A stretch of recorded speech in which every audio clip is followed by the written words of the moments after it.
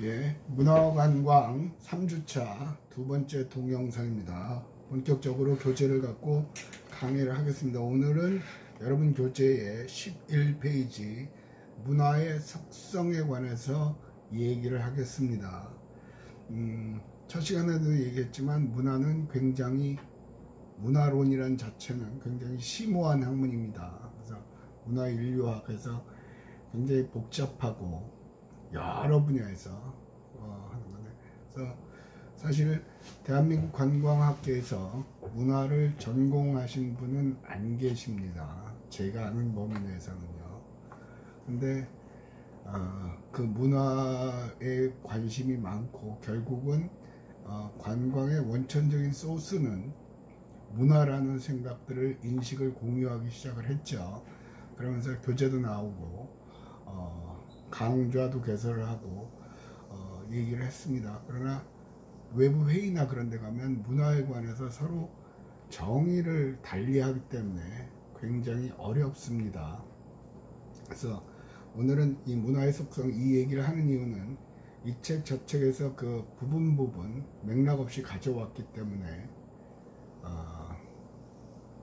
혼선이 올 수가 있죠. 그래서 강의의 본점, 이 안법용 강의의 키포인트는 혼선이 오거나 말거나 간에 우리는 그 문화에서 어떻게 관광에 적용을 시킬 것이냐, 그런 거 위주로 강의를 할 겁니다. 자, 첫 번째 중에 교재에는 없는데 어느 책에서 뺏겨놨는데 어느 책에서 뺏겼다고 얘기를 안 써놨어요. 근데 내용만 보면 관광의 이념은 평화이고 관광의 이념은 평화이고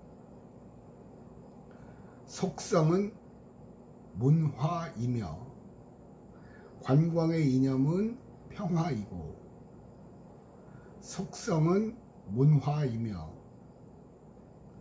실질적 가치는 즐거움을 추구하는 것이다. 관광의 이념은 평화이고 속성은 문화이며 실질적 가치는 즐거움을 추구하는 것이다. 여기서 이념이라는 것은 이상적으로 여겨지는 생각, 뭐 그런 거, 생각이나 뭐 견해, 그런 거고요.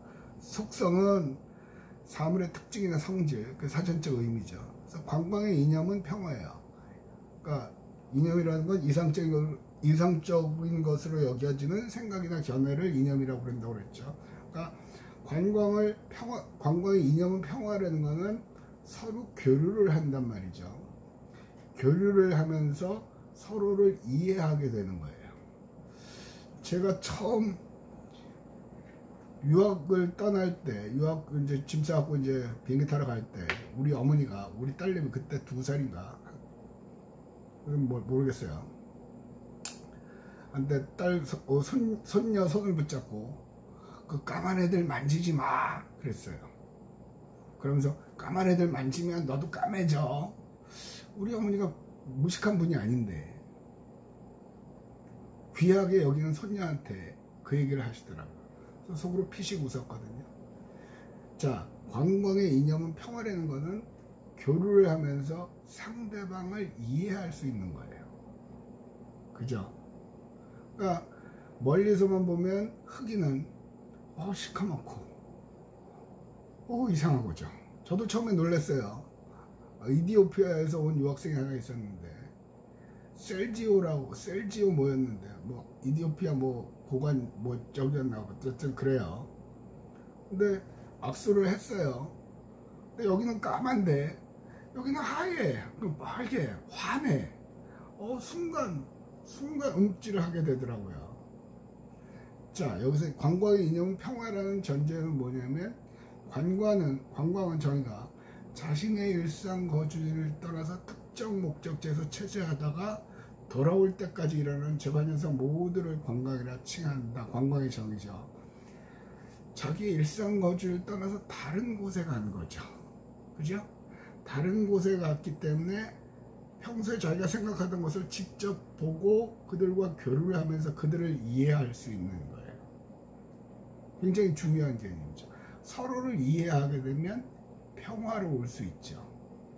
우리가 친구들하고 싸우는 이유도 서로를 이해하지 못하기 때문에 싸움이 나고 분쟁이 일어나는 거죠. 물론 다른 이유도 있습니다만, 싸움을 해결하는 가장 큰 방법은 상대방의 생각을 파악하는 거죠. 그래서 관광은 직접 가서 교류를 하면서 그 생각을 파악할 수 있는 거예요. 그들의 생활 모습을 볼 수 있는 거고요. 또 두 번째, 속성은 문화, 그 본질, 특징이나 성질, 결국 관광의 속성, 그 특징, 본질은 문화라는 거죠. 결국 각기 다른 문화 속에서 있는 거예요. 각기 다른 문화. 그러니까 그게 신기하기 때문에 가는 거고요. 내가 평소에 경험해 보지 못한 걸 찾는 거거든요. 그게 인간의 신기성 욕구예요. 우리는 뭔가 새로운 거 보면 겁이 나니까 만져보기도 하고 냄새도 맡아보고 또 심지어 맛도 보고 하잖아요. 그죠? 결국은 그들의 문화를 경험을 하게 되는 거예요. 그래서 실질적 가치는 즐거움을 추구하는 것이다.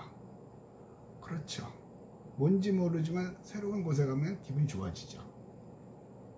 그래서 신기성 욕구란 말이 심리학에서 나온 거거든요. 그런 거예요. 자, 실질적 가치는 즐거움을 추구하는 것이다. 이게 이제 관광에 관한 정의거든요. 그러면 관광을 제공하는 제공자, 프로바이더 입장에서는 사람들의 이런 심리 욕구를 파악하고 그거를 통해서 나의 경제적 이익을 추구를 하는 거죠. 그래서 이건 굉장히 중요한 거예요. 요걸 이해를 하지 못하면 문화관광을 할 수가 없죠. 더 나아가서 결국은 관광이라는 분야에 종사할 수가 없죠. 종사는 할 수 있으나 관광이라는 분야에 종사한다고 해도 결과를 얻어내지 못해요. 오늘도 며칠 전에 신문에서 나왔었는데, 오늘은 MBC가 아침에 저기 하면서 학교 오는 준비하면서 뉴스에서 봤는데요. 에어부산인 것 같죠? 비행기 안 타죠. 나갈 수가 있어야 타죠. 그러니까 어떻게 했어요? 비행기가 김해공항에서 떠요. 목적지가 없어요. 붕 돌아서 다시 김해공항에 도착해요. 비행 시간이 1시간 반 정도 한다는 그런 상품을 만들었죠. 그래서 첫 번째 고객은 주로 관광 관련 학과의 학생들한테 그런 기회를 주기 위해서 지랄 언제부터 그렇게 기회를 줬어? 그거 아니에요.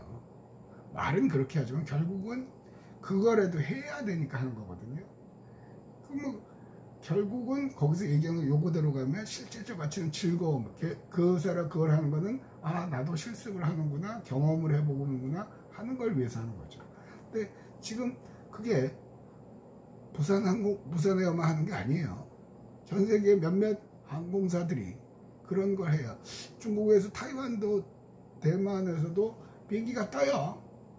쭉 꺼서 다시 그 자리에 내려요. 그러면서 기내식도 먹고 거기서 얘기하는 거는 여행하고자 하는 욕구가 있으니까 당장 여행은 못 하겠고 어떻게 그런 기분이라도 내자는 거죠. 또 태국이었나요? 싱가포르인가요?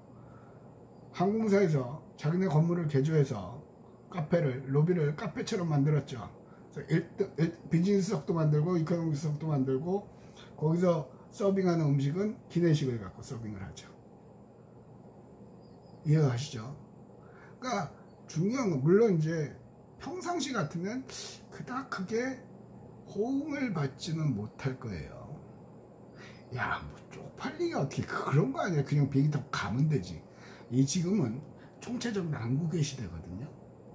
총체적 난국의 시대에는 큰 항공사도 그 난국을 탈피하기 위해서 짠해서 노력을 한단 말이에요. 그런 항공사들은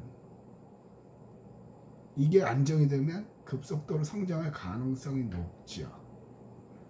그거조차 안 하는 항공사는 머리가 안 돌아가는 얘기죠.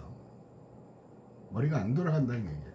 그러면 어느 순간에 도산하겠죠. 여러분하고 지금 3.1에서 강의한 똑같은 내용이에요. 지금 이 상황에서도 고민을 하면, 쥐어짜내면 기회가 와요. 근데 이 상황에서 씹을씹을 하고 있으면 도산해요. 파산, 망한다는 얘기죠. 이 자체는 굉장히 의미가 있는 말이에요. 이 자체를 이해를 하면 여러분들은 앞으로 이 관광 분야에서 성공할 가능성이 무지 높죠. 자, 본론으로 이제 문화의 속성 들어갑니다. 하나 뒤에 한 페이지를 넘겨보면 이제 아까도 말씀드렸지만 다양한 파트에서 따와서 짜집기를 해서 책을 만들었어. 뭐 저자가 되면 기분 나쁠지 모르나 제 기준에서는 그래요. 제 이름이 올라간 문화관광 책도 하나 있어요. 그것도 저도 한 파트 하고 하는데 결국은 그거밖에 안 되거든요. 관광 쪽으로 얘기를 하면 그 다른 저자들이 또 동의를 안 해서 했어요. 어쨌든 현실적으로 그래요. 그런데 뭐 그거는 그네들의 문제고, 우리는 이 관광이라는 것을, 그 속성을 명확하게 파악을 하고 그걸 어떻게 적용을 시킬 건가, 그것만 하면 되는 거죠. 그게 이 강좌의 개설 목적이기도 하고요. 자, 첫 번째, 창조성, 문화의 창조성. 문화는 창조되어진다는 거예요. 창조되어진다는 거는 새로 만들어진다는 거죠. 새로 만들어진다는 거예요. 그런데 뭐 한동안 뭐 창의적인 사고를 하라 그렇게 했단 말이에요. 하늘 아래 이런 말 있죠. 하늘 아래, 저 하늘 밑에 우리 새로운 건 없다. 뭐 새로운 거 없어? 없긴, 무슨 말이야?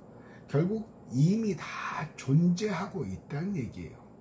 단지 우리가, 이 시대에 사는 우리가 그것의 가치를 깨우치지 못했다는 거죠. 그래서 늘상 얘기했죠. 여러분이 아마 자원론 시간에 그런 프로젝트를 했던 것 같아요. 우선에 없는 걸 만들어라. 없는 게 어딨냐고. 다 있지. 그런데 기존에 있는 A도 있고 B도 있고 C도 있고 다 있단 말이에요. A와 C를 결합을 해서 A, 뭐 X, Y라는 새로운 걸 만들어내는 거예요. 그러니까 그 결합을 한다는 전제가, 결합을 할 수 있는 전제가 뭐냐면 thinking, 생각하는 거죠. 생각하는 거예요. 결합을 할 수 있다는 전제는. 그래서 생각하는 힘. 교재는 그런 예가 없는 것 같죠. 제가 알기로. 제가 메모한 건 뭘 메모해놨냐면 불이요, 불. 옛날에 원시 사회에서는 불은 재난이었죠. 그러니까 사냥을 하고 생식을 했어요. 고기를 뜯어 먹었죠. 지금의 동물들처럼. 그런데 산에 불이 났어요. 자연적으로 번개가 치든지. 그러고 나서 불에 탄 동물들을 배고프니까 먹어봤겠죠. 맛이 다르더라는 거죠. 그래서 옛날 원시인들의 이빨 구조하고 지금 현대인의 이빨 구조가 다르다고 그러죠. 그때는 뜯고요. 그죠? 그러니까 원시인의 뇌는 조그매요. 우리의 뇌는 커져. 용량이 크대요. 왜냐하면 자꾸 생각을 하니까. 그리고 육식을 하면서 단백질이 공급되니까 이게 커졌다고 그러죠. 그래서 인간의 가장 큰 능력은 생각하는 힘이에요. 그래서 항상 하는 얘기지만 대한민국의 교육은 그 생각하는 힘을 키우는 거를 안 가르쳐 가지고 자꾸 외우는 것만 가르쳤단 말이에요. 아까도 얘기했지만 제가 대학 다닐 때는 졸업만 하면 취직을 했다는 얘기거든요. 그 얘기는 뭐였냐면 그때는 우리나라가 고도로 성장하는 사회였어요. 사방팔방에 널려 있죠. 그러니까 고민할 게 없어요. 시험 보고 성적 보고 취직시험 보고 입사하면 되는 거예요. 그러려니 외우는 능력만 요구가 됐죠. 지금 그 시대를 살던 사람들이 학교에 있고 강의를 하고 곧 선생님이 되어 있고요. 인간은 자기의 경험으로 가르치는 거란 말이에요. 그런데 지금은 고도의 성장이 멈춰서도 그냥 이렇게 우리나라는 요 선진국 반열에 들어서면서부터 이렇게 멈춰 있는 거죠. 그래서 그때까지는 쉽게 생각하면 무조건 fast follower, 남 따라 하는 것만 했어요. 여기서 성장을 하려면 보고 따라 할 게 없는 거죠. 자동차 갖다 놓고 분해 조립해서 만들어내서 현대자동차 댕기고 삼성 생겼잖아요. 근데 볼 게 없는 거예요. 먼저 만들어내야 돼요. 그런 교육을 안 받았기 때문에 여기서 정체가 되어 있는 거예요. 근데 이제부터 그래서 갑자기 창의적인 인재를 요구한다는 거죠. 창의적인 인재가 되려면 생각을 해야 된다는 거죠. 그래서 그리고 생각하는 힘이요. 그리고서 또 뭐냐면 원시 시대는 기호를 만들어서 말을 할 수 있었다. 그러니까 문자나 뭐 그런 걸 만들기 시작한 거죠. 뭐 표시를 해야 될 거 아니에요. 쟤한테 전달을 해야 될 거. 대가 안 되잖아요. 그래서 이제 언어가 나왔다는 얘기예요. 또 요것도 언어 발달사 하면 책 읽어보니까 더럽게 복잡해요. 더럽게 복잡한데 뭐 그것까지는 내가 알 필요 없고 관광의 관점에서 보자고요. 그래서 문화에 대해서 지금 문화의 속성, 문화가 갖고 있는 특징들을 얘기합니다. 공유성, 두 번째. 공유성. 공유는 뭐 배우 공유가 아니라 야 우리 공유하자 뭐 그런 거죠. 함께 나누는 거죠. 쉽게 말하면 음식 같은 경우요. 지금은 많이 없어졌습니다. 찾아보기 힘들려면 우리나라의 독특한 문화 중에 하나가 보신탕이라는 게 있었단 말이에요. 개고기 먹는 거요. 원래대로 하면 원래대로 하면 조선시대 개고기의 유래를 보면 양반들은 소를 잡아먹었죠. 소고기 먹었잖아요. 근데 평민들은 소를 먹을 수 있는 그게 기회가 없어요. 그래서 쉬운 거. 그죠? 그러니까 우리끼리 공유하는 거죠. 근데 음식 같은 경우도 사실은 원래대로 하면 조선시대에 소고기를 먹는 거는 공식적으로는 금주되어 있었어요. 왜 금주되어 있었냐면 우리나라는 농경사회죠. 조선시대는 농경사회에서 소가 없으면 농사를 짓기가 굉장히 힘들어요. 그래서 특별한 경우가 아니면 소를 잡는 거는 공식적으로는 금지가 되어 있어요. 암암리에 했을 뿐이죠. 어쨌든 자 셋째 줄에 있습니다. 창조성에서 줄 안 쳤네요. 맨 밑에 줄. 문화는 자연이 인간에게 베풀어주는 혜택이 아니라 인간이 스스로 만들어낸 고안물이다. 왜 스스로 만들었어요? 살기 위해서, 생존을 위해서 만들어낸 거예요. 자, 줄을 안 쳐서 줄 쳐놓은 거고. 그 다음에 공유성은요, 위에서 셋째 줄. 특정 집단 혹은 사회의 구성원들은 모두 유사하게 느끼고 생각하고 행동하고 표현하며 유사한 생활 습관을 보인다. 이것은 이들이 동일 문화를 공유하기 때문이다. 동일 문화를 공유한다. 음식 얘기 나온 거 맞죠? 인도 같은 경우요. 인도도 힌두교에서는 소를 신성시하잖아요. 왜? 거기도 소가 없으면 농사를 못 져요. 또 이슬람은 돼지고기를 먹으면 처형이에요. 처형. 그럼 왜 그럴까? 뭐 돼지가 뭐 이슬람 경전에 뭐 나쁜 이슬람 경전이나 코란이나 성경이나 똑같아요. 비슷해요. 같은 뿌리에서 나온 거기 때문에. 뒤에 가면 이제 종교 얘기를 조금 할 기회가 있을 것 같은데 그때 자세하게 하고요. 이슬람이 살고 있는 이슬람은 아랍 쪽에서 나온 거죠. 사우디아라비아 그쪽에 메카 있고 뭐 있잖아요. 그러니까 거기는 더워요. 돼지고기는 일단 빨리 부패가 되죠. 그러니까 돼지고기를 먹으면 사람들이 죽어요. 금방 부패된 걸 먹으니까. 소는 가죽이라도 쓰잖아요. 돼지 가죽을 돼지 가죽으로 만든 뭐 핸드백 본 적 없죠. 돼지 털은 뻣뻣해서 쓰지도 못하죠. 이래저래 도움이 안 되는 거예요. 그러니까 아예 경전에서 금지. 그러면서 그게 공유되는 거죠. 돼지고기 먹으면 안 돼. 그러니까 독특한 그 나라의 문화는 각각 그 집단 안에서는 공유하는 거죠. 공유하는 거죠. 우리는 어른을 보면 뒤에 또 나와요, 이 얘기가. 근데 반복돼서 나오는 건데 어쩔 수 없어요. 어른이 저쪽에서 오면 모르는 사람하고는 인사를 안 해요. 근데 아는 사람이면 동네 어른이나 뭐 내가 아는 분이면 안녕하십니까 하고 고개를 숙이죠. 학교에 오면 선생님한테도 인사하고 교수님한테도 복도에서는 안녕하세요 하고 인사를 하죠. 우리의 문화예요. 미국 가서 저쪽에서 교수님이 오시잖아. 안녕하십니까 인사했더니 그분이 당황을 해서 어쩔 줄 몰라 해요. 우리끼리만 공유하는 거였어요. 걔네는 아니죠. 걔네는 텍사스라는 독특한 특성이 있어서 그런가 무지 덥거든요. 거기 밖에 나가면 40도예요 건물 안은 추워요. 하도 에어컨을 빵빵하게 틀어놨고. 그래서 쉽게 말하면 이마트, 거기 월마트 뭐 그런 건데, 이마트 가려면 이마트 앞까지는 차 타고 가요. 차에서 한 10m 20m만 가면 건물이에요.